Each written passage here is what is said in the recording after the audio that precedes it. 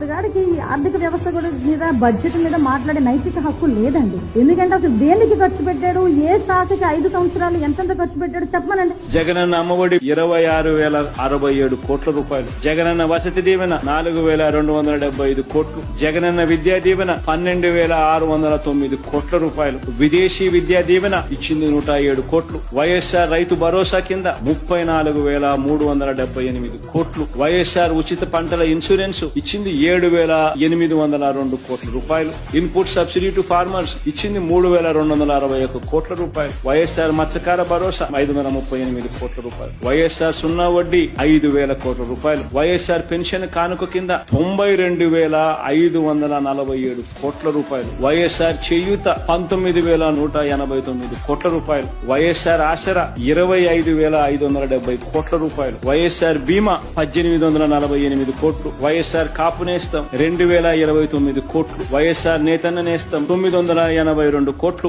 జగనన్న చేదోడు 1,260 కోట్లు, వైఎస్ఆర్ లా నేస్తం 41.52 కోట్లు, వైఎస్ఆర్ వాహన మిత్ర 1,300 కోట్లు, వైఎస్ఆర్ ఆరోగ్య ఆసరా 1,390 కోట్లు, ఎంఎస్ఎంఈ రీస్టార్ట్ 2,086 కోట్లు, అగ్రిగోల్డ్ బాధితులకు 905 కోట్లు, అర్చకులకు, ఇమాములకు, మౌజములకు, పాస్టర్లకు 37 కోట్లు, వైట్ కార్డ్ హోల్డర్లు కోవిడ్ అసిస్టెన్స్ 1,350